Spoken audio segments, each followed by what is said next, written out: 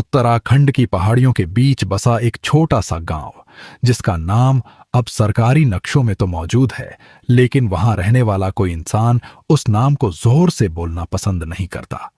वजह सिर्फ एक है। गांव से लगभग 2 किलोमीटर दूर घने जंगल के बीच खड़ी एक हवेली, जिसे लोग आज भी काली हवेली के नाम से जानते हैं। दिन के उजाले में वह सिर्फ एक जर्जर इमारत दिखाई देती है, लेकिन सूरज ढलते ही उसके आसपास का माहौल पूरी तरह बदल जाता है।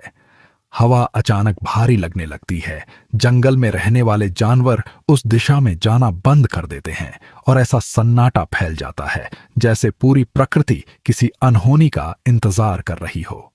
इस हवेली का निर्माण लगभग 100 साल पहले एक बेहद अमीर जमींदार रुद्र प्रताप सिंह ने करवाया था। कहा जाता है कि उसने इस हवेली को अपनी पत्नी और इकलौती बेटी के लिए बनवाया था। संगमरमर की सीढ़ियां, बेल्जियम के शीशे, बड़े बड़े झूमर और दुर्लभ लकड़ियों से बने दरवाजे। उस समय यह हवेली पूरे इलाके की सबसे आलीशान इमारत मानी जाती थी। दूर दूर से लोग सिर्फ इसे देखने आया करते थे। लेकिन यह शान ज्यादा समय तक टिक नहीं सकी। एक बरसाती रात अचानक हवेली से चीखों की आवाजें आने लगीं। गांव वालों ने सोचा कि शायद कोई डाकुओं का हमला हुआ है।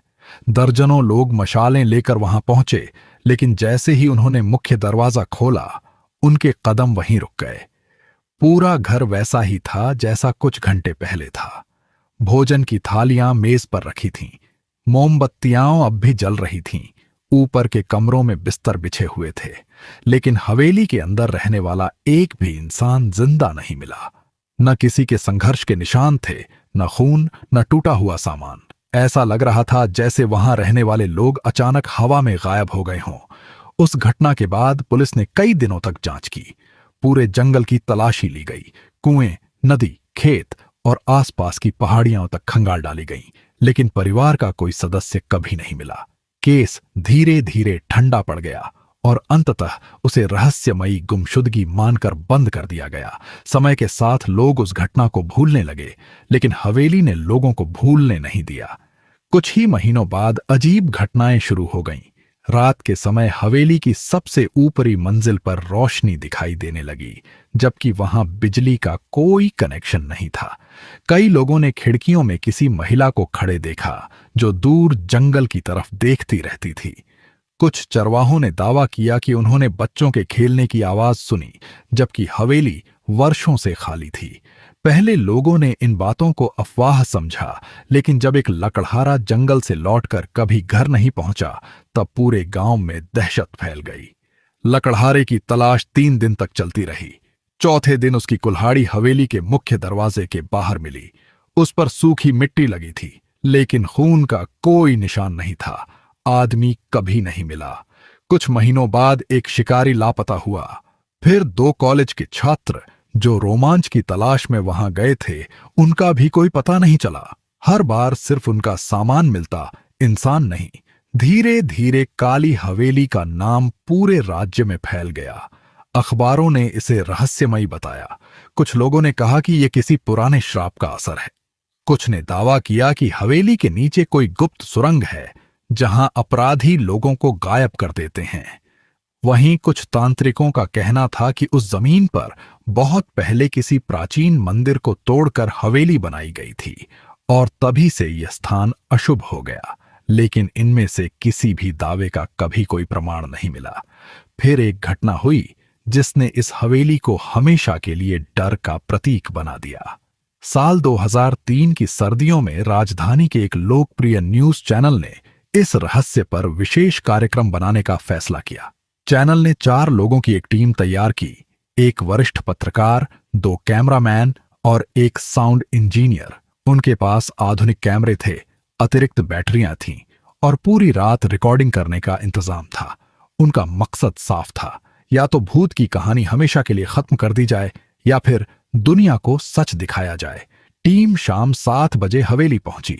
मौसम साफ था, कैमरे चालू हुए और लाइव रिकॉर्डिंग शुरू हुई। शुरुआत में सब कुछ सामान्य दिखाई दे रहा था। टूटी हुई दीवारें, धूल, मकड़ी के जाले और सन्नाटा। पत्रकार मुस्कुराते हुए बार बार कह रहा था कि लोगों का डर ही इस जगह की सबसे बड़ी ताकत है। लेकिन रात के ठीक 12:17 पर कैमरे में कुछ ऐसा रिकॉर्ड हुआ जिसने पूरी टीम का व्यवहार बदल दिया। हॉल के बीच रखी एक पुरानी लकड़ी की कुर्सी बिना किसी के छुए धीरे धीरे पीछे सरकने लगी। पहले सबने सोचा कि शायद फर्श टेढ़ा होगा, लेकिन अगले ही पल हवेली के ऊपर वाली मंजिल से लगातार 3 बार किसी भारी चीज के गिरने की आवाज आई। धड़ाम, धड़ाम, धड़ाम। चारों लोग एक दूसरे की तरफ देखने लगे। कैमरा ऊपर की सीढ़ियों की ओर घुमाया गया और तभी सीढ़ियों के सबसे ऊपर घने अंधेरे के बीच किसी ने सफेद कपड़े पहने एक इंसान जैसी आकृति को खड़े देखा। वह बिल्कुल भी हिल नहीं रही थी, लेकिन उसकी आंखें सीधे कैमरे की तरफ देख रही थीं। कुछ सेकंड तक पूरी टीम वहीं खड़ी रह गई। कैमरे की रिकॉर्डिंग लगातार चल रही थी, लेकिन किसी की हिम्मत नहीं हो रही थी कि वह एक कदम भी आगे बढ़ाए। सीढ़ियों के ऊपर खड़ी वह आकृति बिल्कुल स्थिर थी। ऐसा लग रहा था जैसे वह सांस भी नहीं ले रही हो। पत्रकार ने धीरे से कैमरामैन से झूम करने को कहा। कैमरे का लेंस जैसे जैसे उस आकृति के करीब पहुंचा, उसकी तस्वीर धुंधली होने लगी। अजीब बात यह थी कि हवेली की बाकी हर चीज साफ दिखाई दे रही थी, लेकिन वह एक चेहरा कैमरा ठीक से पकड़ ही नहीं पा रहा था। स्क्रीन पर सिर्फ सफेद कपड़े और काले अंधेरे के बीच दो हल्के चमकते धब्बे दिखाई दे रहे थे, जो शायद उसकी आंखें थीं। साउंड इंजीनियर ने अचानक अपने हेडफोन उतार दिए। उसका चेहरा पीला पड़ चुका था। उसने कांपती आवाज में कहा कि माइक्रोफोन में किसी महिला की धीमी फुसफुसाहट रिकॉर्ड हो रही है। बाकी 3 लोगों को कुछ सुनाई नहीं दे रहा था, लेकिन हेडफोन में कोई बार बार एक ही बात दोहरा रहा था। ऊपर आ जाओ, हम इंतजार कर रहे हैं। पहले किसी ने उसकी बात पर यकीन नहीं किया, लेकिन जब दूसरे कैमरामैन ने भी हेडफोन लगाकर वही आवाज सुनी, तो पूरे माहौल में एक अजीब सा डर फैल गया। पत्रकार ने हिम्मत जुटाई और धीरे धीरे सीढ़ियां चढ़ना शुरू किया। बाकी 3 लोग उसके पीछे थे। हर सीढ़ी पर कदम रखते ही ऐसा लगता था जैसे लकड़ी अंदर से कराह रही हो। ऊपर पहुंचते ही उन्हें एहसास हुआ कि जिस जगह वह आकृति खड़ी थी, वहां अब कोई नहीं था। सामने एक लंबा गलियारा था। दोनों तरफ तब पुराने कमरों के दरवाजे बंद थे और गलियारे के आखिर में एक बड़ी खिड़की, जहां से हल्की चांदनी अंदर आ रही थी। पूरा फर्श धूल से भरा हुआ था, लेकिन उसी धूल पर ताजा पैरों के निशान दिखाई दे रहे थे। वे निशान किसी इंसान के नहीं लग रहे थे। हर पदचिह्न सामान्य से कहीं ज्यादा लंबा था और ऐसा लग रहा था जैसे किसी ने नंगे पैरों से नहीं, बल्कि किसी अजीब आकार के तलवों से चलकर यह रास्ता तय किया हो। सबसे डराने वाली बात यह थी कि निशान गलियारे के बीच से शुरू होते थे, लेकिन उनका कोई शुरुआती बिंदु नहीं था। ऐसा लग रहा था जैसे कोई अचानक हवा में प्रकट हुआ हो और चलना शुरू कर दिया हो। टीम उन निशानों का पीछा करते हुए गलियारे के आखिरी कमरे तक पहुंची। दरवाजा आधा खुला था। जैसे ही उसे धक्का देकर खोला गया, अंदर की हवा अचानक बर्फ जैसी ठंडी हो गई। कमरे के बीचों बीच एक पुराना लकड़ी का पालना रखा था। उस पर धूल जमी हुई थी, लेकिन पालना अपने आप धीरे धीरे हिल रहा था। कमरे की सभी खिड़कियां बंद थीं। हवा का अंदर आने का कोई रास्ता नहीं था। कैमरामैन ने कैमरा पालने की तरफ घुमाया। पालना खाली था, लेकिन उसके हिलने की रफ्तार अचानक तेज हो गई। ची ची ची। लकड़ी के चरमराने की आवाज पूरे कमरे में गूंजने लगी। उसी समय साउंड इंजीनियर ने रिकॉर्डर की स्क्रीन दिखाई। उस पर आवाज की तरंगें तेजी से ऊपर नीचे हो रही थीं, जबकि कमरे में किसी के बोलने की आवाज नहीं थी। रिकॉर्डिंग को हेडफोन में सुनने पर ऐसा लगा जैसे दर्जनों लोग एक साथ बहुत धीमी आवाज में कुछ बोल रहे हों। शब्द साफ नहीं थे, लेकिन उनमें दर्द था और गुस्सा भी। अचानक पूरे कमरे की लाइट एक बार झपकी, फिर दूसरी बार और तीसरी बार पूरी तरह बुझ गई। अब सिर्फ कैमरे की नाइट विजन चालू थी। हरी रोशनी में कमरा साफ दिखाई दे रहा था। पालना अब रुक चुका था। पत्रकार ने राहत की सांस ली और कैमरा लेकर दरवाजे की तरफ मुड़ा, लेकिन तभी कैमरामैन ने उसका हाथ कसकर पकड़ लिया। उसने कांपती उंगली से कैमरे की स्क्रीन की तरफ इशारा किया। कमरे के उस कोने में जहां कुछ सेकंड पहले कुछ भी नहीं था। अब एक छोटी बच्ची खड़ी थी, सफेद फ्रॉक, घुटनों तक बिखरे लंबे बाल, सिर नीचे झुका हुआ, दोनों हाथ शरीर के किनारे बिल्कुल स्थिर। वह कैमरे की तरफ नहीं देख रही थी। पूरा कमरा खामोश था। फिर बिना सिर उठाए उसने एक कदम आगे बढ़ाया, फिर दूसरा, फिर तीसरा। लेकिन अजीब बात यह थी कि कैमरे में वह हर कदम के साथ करीब आती दिखाई दे रही थी, जबकि असलियत में वह अपनी जगह से हिल ही नहीं रही थी। पत्रकार ने डर कर कैमरा नीचे कर लिया। जब उसने दोबारा ऊपर देखा, कमरा खाली था। बच्ची गायब हो चुकी थी। उसी क्षण गलियारे में किसी के तेज दौड़ने की आवाज सुनाई दी। थप थप थप। ऐसा लग रहा था जैसे कोई पूरी रफ्तार से उनकी तरफ भाग रहा हो, लेकिन गलियारे में कोई दिखाई नहीं दे रहा था। दौड़ते कदमों की आवाज अचानक गलियारे के ठीक बाहर आकर रुक गई। चारों लोग कुछ पल तक सांस रोककर दरवाजे की तरफ देखते रहे। ऐसा लग रहा था जैसे कोई अदृश्य व्यक्ति कमरे के बाहर खड़ा हो और अंदर आने का इंतजार कर रहा हो। पत्रकार ने धीरे धीरे दरवाजा खोला। बाहर लंबा गलियारा बिल्कुल खाली था। धूल पहले जैसी ही फैली हुई थी, लेकिन अब फर्श पर एक नई चीज दिखाई दे रही थी। गीले पैरों के निशान। ऐसा लग रहा था जैसे कोई अभी अभी बारिश में भीगकर अंदर आया हो। पानी की छोटी छोटी बूंदें गलियारे में एक सीधी लाइन बनाती हुई आगे बढ़ रही थीं।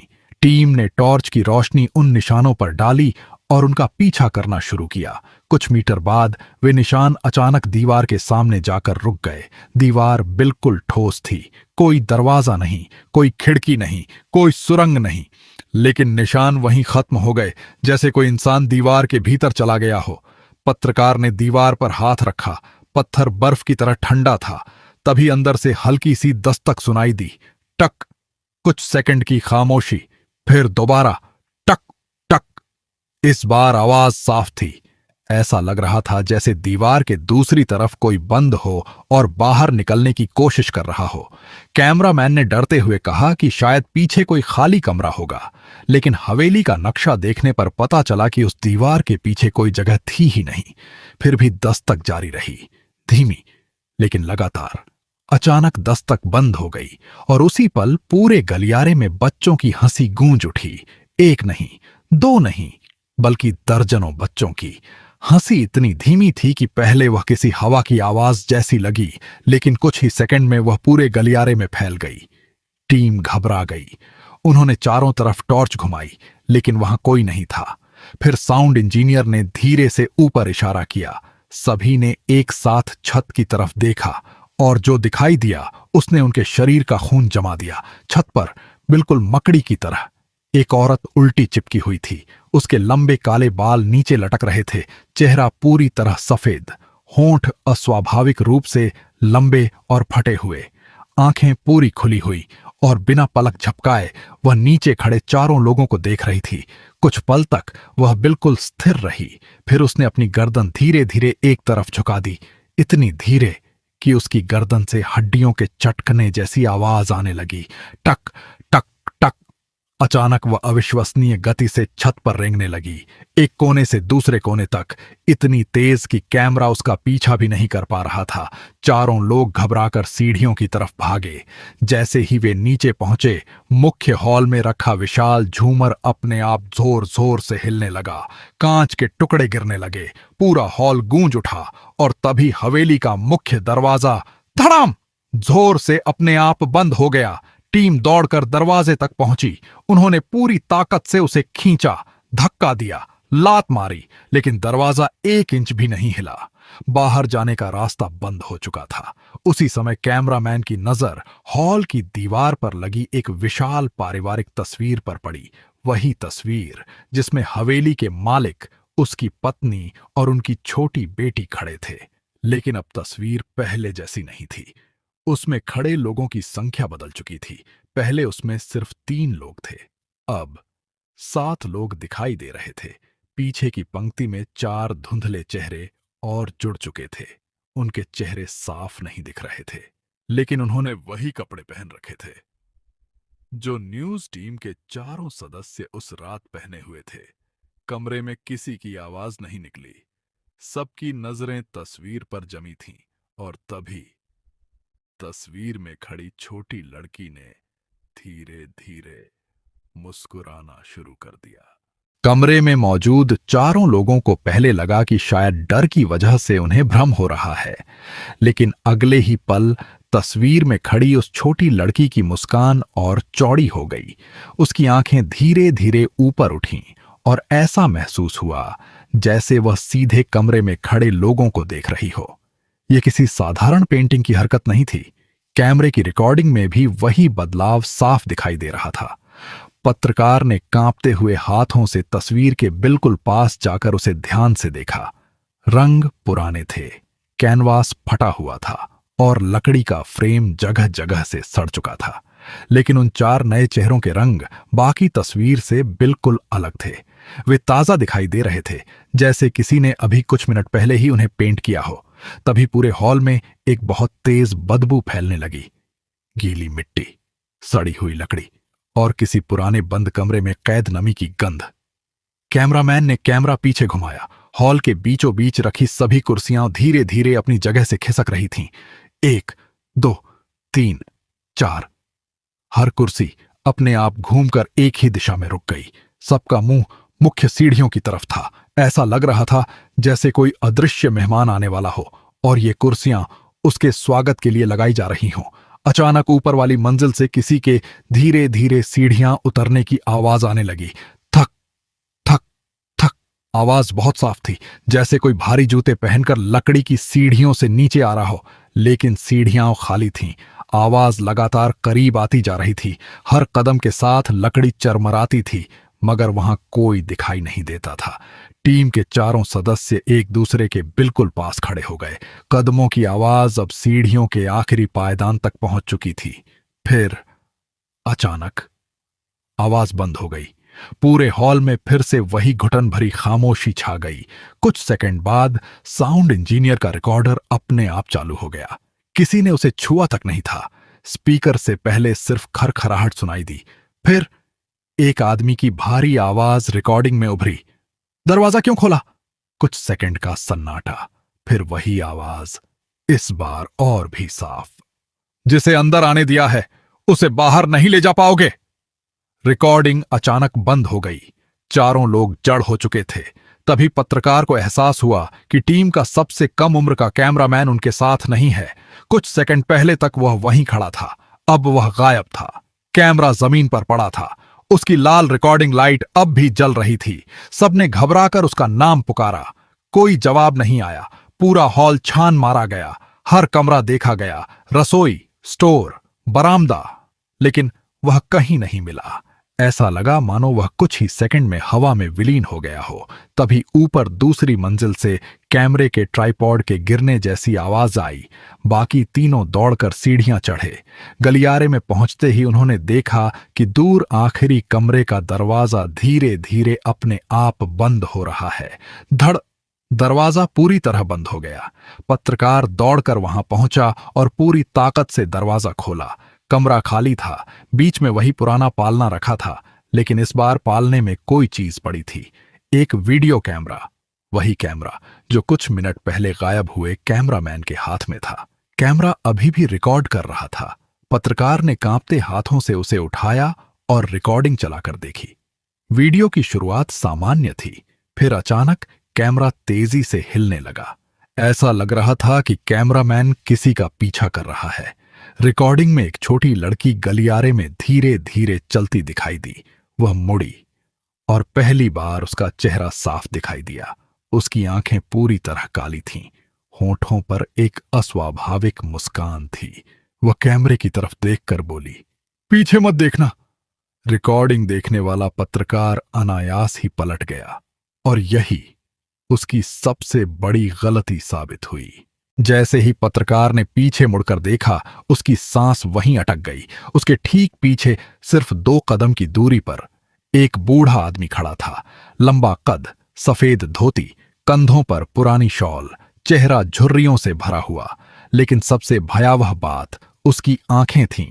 जहां आंखें होनी चाहिए थीं, वहां सिर्फ गहरा काला अंधेरा था। ऐसा लगता था मानो किसी ने आंखों की जगह 2 अंतहीन गड्ढे बना दिए हों। कमरे में मौजूद बाकी दोनों लोगों ने भी उसे साफ देखा। तीनों कुछ बोल पाते उससे पहले वह बूढ़ा आदमी मुस्कुराया। उसकी मुस्कान इंसानों जैसी नहीं थी। होंठ धीरे धीरे इतने फैल गए कि कानों तक पहुंचते हुए प्रतीत होने लगे। फिर उसने बहुत धीमी आवाज में कहा, तुमने उसे देख लिया? अगले ही पल कमरे की सारी लाइटें एक साथ बुझ गईं। पूरा कमरा अंधेरे में डूब गया। कैमरे की नाइट विजन अपने आप चालू हो गई। हरी स्क्रीन पर जो दिखाई दिया उसने टीम की आखिरी हिम्मत भी तोड़ दी। कमरा खाली था। बूढ़ा आदमी गायब हो चुका था, लेकिन कमरे की हर दीवार पर सैकड़ों हथेलियों के निशान दिखाई दे रहे थे। छोटे बड़े, बच्चों के, और कुछ इतने विशाल कि किसी इंसान के हो ही नहीं सकते थे। ऐसा लग रहा था जैसे वर्षों तक किसी ने दीवारों के भीतर से बाहर निकलने की कोशिश की हो। अचानक दीवारों के अंदर से रोने की आवाज आने लगी। पहले एक, फिर कई, फिर दर्जनों। पूरा कमरा चीखों से भर गया। किसी महिला की दर्द भरी चीख, किसी बच्चे के रोने की आवाज, किसी आदमी की मदद के लिए पुकार, और फिर सब एक साथ बंद। इतनी गहरी खामोशी छा गई कि तीनों लोगों को अपनी धड़कनें साफ सुनाई देने लगीं। उसी समय पत्रकार के हाथ में पकड़ा कैमरा अपने आप नीचे की ओर घूम गया। स्क्रीन पर फर्श दिखाई दे रहा था, लेकिन फर्श वैसा नहीं था जैसा कुछ सेकंड पहले था। लकड़ी के तख्तों के बीच से धीरे धीरे दर्जनों काले हाथ बाहर निकल रहे थे। वे हाथ इंसानों जैसे नहीं थे। लंबी उंगलियां, काले नाखून, सूखी चमड़ी। एक हाथ पत्रकार के जूते तक पहुंचा। उसने झटके से पैर पीछे खींच लिया, लेकिन दूसरे ही पल बाकी हाथ भी बाहर निकलने लगे। कमरे का फर्श जैसे जिंदा हो गया था। तीनों लोग भागकर बाहर निकले। गलियारे में पहुंचते ही पीछे से दरवाजा अपने आप बंद हो गया। अंदर से किसी के जोर जोर से दरवाजा पीटने की आवाज आने लगी। धड़ाम, धड़ाम, धड़ाम। ऐसा लग रहा था जैसे कोई बाहर निकलने की पूरी कोशिश कर रहा हो, लेकिन कुछ ही सेकंड बाद आवाज अचानक बंद हो गई। टीम बिना रुके सीढ़ियां उतरकर नीचे पहुंची।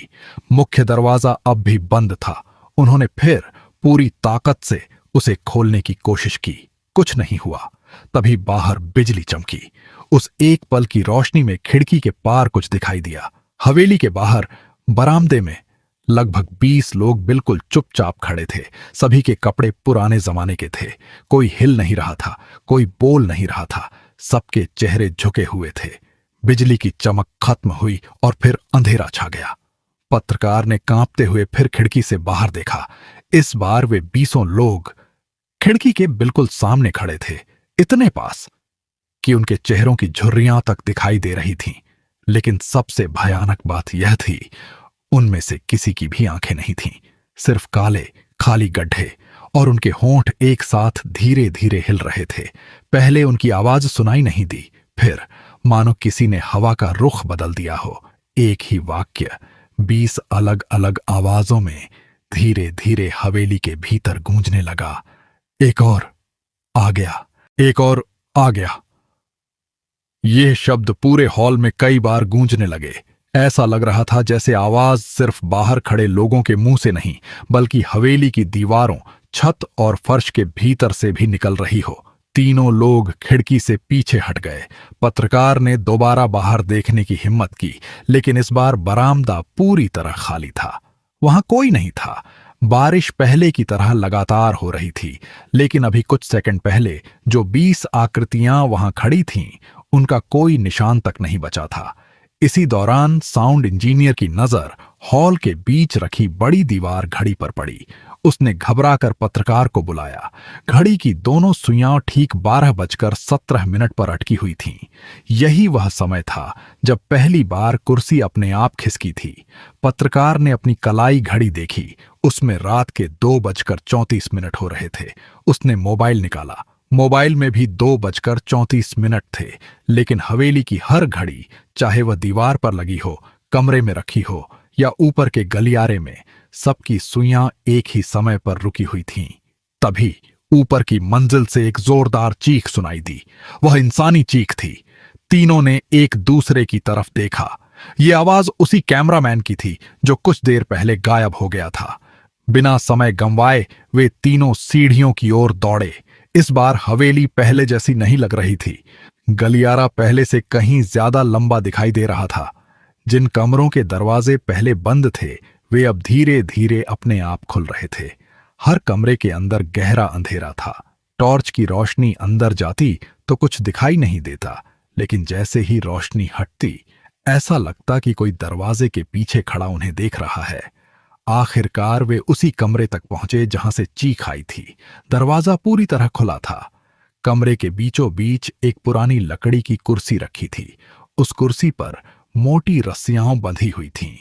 ऐसा लग रहा था जैसे कभी किसी को उस पर बांध कर रखा गया हो। कुर्सी के नीचे जमीन पर ताजा पानी टपक रहा था, जबकि छत पूरी तरह सूखी थी। कमरे के कोने में एक लोहे की अलमारी रखी थी। उसका दरवाजा आधा खुला हुआ था। पत्रकार ने धीरे धीरे उसे खोला। अंदर पुराने कागज, कुछ जंग लगी फाइलें और चमड़े से बंधी एक मोटी डायरी रखी थी। डायरी के पहले पन्ने पर धूल जमी हुई थी, लेकिन बीच में एक नाम बिल्कुल साफ दिखाई दे रहा था। रुद्र प्रताप सिंह, यानी उसी हवेली के मालिक का नाम। पत्रकार ने कांपते हाथों से डायरी खोली। शुरुआती पन्नों में हवेली के निर्माण का विवरण था। फिर अचानक लिखावट बदल गई। शब्द जल्दी जल्दी लिखे गए थे, जैसे लेखक बहुत डरा हुआ हो। उसमें लिखा था, अगर कोई यह डायरी पढ़ रहा है तो समझ लो कि तुम बहुत देर कर चुके हो। इस घर में रहने वाले लोग मरे नहीं हैं। वे कहीं गए भी नहीं हैं। ये हवेली उन्हें जाने ही नहीं देती। पहले हमें लगा कि यहां कोई आत्मा है, लेकिन सच्चाई उससे कहीं ज्यादा भयानक है। इस घर को किसी आत्मा ने नहीं, भूख ने पकड़ रखा है। ऐसी भूख जो इंसानों के शरीर की नहीं, उनकी मौजूदगी की होती है। जो एक बार यहां रात गुजार देता है, उसका एक हिस्सा हमेशा के लिए इसी हवेली का हो जाता है। तीनों कुछ पल तक चुप रहे। पत्रकार ने अगला पन्ना पलटा। उस पर सिर्फ एक वाक्य लिखा था, अगर कभी दीवारों से दस्तक सुनाई दे तो जवाब मत देना।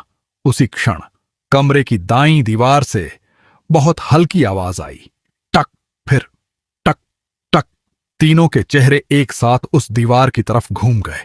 दस्तक फिर सुनाई दी। इस बार उसके साथ एक कमजोर आवाज भी थी, कोई है, मुझे बाहर निकालो, मैं अभी जिंदा हूं। यह आवाज उसी गायब हुए कैमरामैन की थी। कमरे में कुछ पल के लिए ऐसा सन्नाटा छा गया कि तीनों लोगों को अपनी सांसों की आवाज तक सुनाई देने लगी। दीवार के पीछे से फिर वही आवाज आई, कृपया जल्दी करो, मुझे यहां से निकालो। ये बिल्कुल उसी कैमरामैन की आवाज थी। उसकी घबराहट, सांसों की रफ्तार और बोलने का तरीका सब कुछ वैसा ही था। साउंड इंजीनियर ने बिना कुछ सोचे दीवार पर जोर जोर से हाथ मारना शुरू कर दिया। तुम कहां हो? आवाज देते रहो, हम यहीं हैं। कुछ सेकंड तक कोई जवाब नहीं आया। फिर दीवार के दूसरी तरफ से बहुत धीमी हंसी सुनाई दी। पहले एक, फिर दूसरी, और देखते ही देखते वही आवाज जोर जोर से हंसने लगी। लेकिन अब वह गायब हुए कैमरामैन की आवाज नहीं थी, वह किसी बूढ़ी औरत की आवाज थी। फिर उसी के साथ एक बच्चे की हंसी जुड़ गई, फिर किसी आदमी की। कुछ ही सेकंड में ऐसा लगने लगा कि दीवार के भीतर दर्जनों लोग एक साथ हंस रहे हैं। पत्रकार को अचानक डायरी की लिखी हुई बात याद आई, अगर दीवारों से दस्तक सुनाई दे तो जवाब मत देना। लेकिन अब बहुत देर हो चुकी थी। जैसे ही साउंड इंजीनियर ने अपना हाथ दीवार से हटाया, दीवार के अंदर से किसी ने उसका हाथ पकड़ लिया। उसने जोर से चीख मारी। बाकी दोनों ने उसे पीछे खींचने की कोशिश की। उसका पूरा शरीर पीछे आ गया, लेकिन उसकी कलाई पर 5 लंबी काली उंगलियों के निशान उभर चुके थे। ऐसा लग रहा था जैसे किसी ने जलती हुई लोहे की पकड़ से उसका हाथ दबाया हो। निशान कुछ ही सेकंड में गहरे काले पड़ गए। साउंड इंजीनियर दर्द से जमीन पर गिर पड़ा। उसकी सांसें तेज हो गईं और तभी उसने कांपती आवाज में कहा, वह मेरे पीछे खड़ा है। पत्रकार और कैमरामैन ने तुरंत पीछे देखा। वहां कोई नहीं था। उन्होंने फिर उसकी तरफ देखा, लेकिन उसकी नजर अब भी उनके पीछे ही टिकी हुई थी। उसकी आंखों में ऐसा डर था जो किसी इंसान के चेहरे पर शायद ही कभी दिखाई देता है। वह लगातार एक ही दिशा में देखे जा रहा था। उसके होंठ कांप रहे थे। धीरे धीरे उसके मुंह से शब्द निकले, मत मत मुड़ना। अगर तुमने उसे देख लिया तो वह तुम्हें भी देख लेगा। इतना कहकर उसने अपनी आंखें कसकर बंद कर लीं। पत्रकार ने खुद को रोकने की कोशिश की, लेकिन इंसानी स्वभाव जिज्ञासा से हार जाता है। उसने धीरे धीरे गर्दन घुमाई। कमरे के दरवाजे पर कोई खड़ा था। इस बार वह न बूढ़ा आदमी था, न छोटी लड़की, न छत पर रेंगती औरत। दरवाजे पर लगभग 7 फीट लंबी एक काली आकृति खड़ी थी। उसका पूरा शरीर धुएं जैसा था। चेहरे की जगह सिर्फ अंधेरा था, लेकिन उस अंधेरे के बीच 2 लाल चमकती आंखें साफ दिखाई दे रही थीं। वह बिल्कुल हिल नहीं रही थी। कुछ सेकंड तक दोनों तरफ सिर्फ खामोशी रही। फिर उस आकृति ने धीरे धीरे अपना दायां हाथ उठाया और अपनी लंबी उंगली से कमरे के बाहर आने का इशारा किया, जैसे वह उन्हें बुला रही हो। उसी क्षण पूरे कमरे का तापमान अचानक गिर गया। सबकी सांसों से धुआं निकलने लगा। टॉर्च की रोशनी एक एक करके टिमटिमाने लगी और फिर बिना किसी चेतावनी के वह काली आकृति गायब हो गई। लेकिन उसके गायब होते ही पूरा कमरा जोर जोर से कांपने लगा। छत से मिट्टी गिरने लगी। दीवारों में लंबी लंबी दरारें पड़ गईं और उन्हीं दरारों के भीतर से सैकड़ों आंखें धीरे धीरे खुलने लगीं। हर दरार के अंदर एक आंख, हर आंख सीधे तीनों लोगों को घूर रही थी। फिर पूरी हवेली में एक साथ घंटी बजने लगी। टन टन टन। ये किसी मंदिर की घंटी नहीं थी। ये आवाज ऐसी थी जैसे किसी ने घोषणा कर दी हो कि हवेली ने अपने अगले शिकार चुन लिए हैं। घंटी की आवाज लगातार गूंज रही थी। टन टन टन। हर बार घंटी बजने के साथ पूरी हवेली हल्का सा कांप जाती। दीवारों में खुली हुई वे सैकड़ों आंखें अब भी तीनों लोगों को घूर रही थीं। कुछ आंखें धीरे धीरे इधर उधर घूम रही थीं, जैसे वे उनका हर कदम देख रही हों। पत्रकार ने डायरी को कसकर पकड़ लिया। उसे एहसास हो चुका था कि इस हवेली का रहस्य किसी भूत या आत्मा से कहीं ज्यादा भयावह था। तभी डायरी का आखिरी हिस्सा अपने आप खुल गया। उसके पन्ने बिना हवा के तेजी से पलटने लगे। फट फट फट। और फिर एक पन्ने पर आकर रुक गए। उस पन्ने पर सिर्फ लाल रंग से एक चेतावनी लिखी थी। जब घंटियां बजने लगें, तब हवेली जाग चुकी होती है।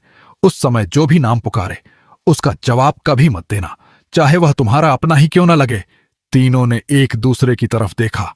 उसी पल नीचे मुख्य हॉल से आवाज आई, संदीप। ये पत्रकार का नाम था। आवाज बिल्कुल उसके पिता जैसी थी। वही लहजा, वही अपनापन, वही धीमी आवाज। पत्रकार का चेहरा सफेद पड़ गया। उसके पिता की मौत कई साल पहले हो चुकी थी। कुछ सेकंड बाद फिर वही आवाज आई, बेटा नीचे आओ, मैं तुम्हें लेने आया हूं। साउंड इंजीनियर ने उसका हाथ कसकर पकड़ लिया। मत जाना। लेकिन आवाज रुकने का नाम नहीं ले रही थी। अब वह और भी साफ सुनाई दे रही थी, डर मत, सब खत्म हो गया, बस नीचे आ जाओ। पत्रकार की आंखों में आंसू आ गए। उसने अपने जीवन में आखिरी बार अपने पिता की आवाज अंतिम संस्कार वाले दिन सुनी थी।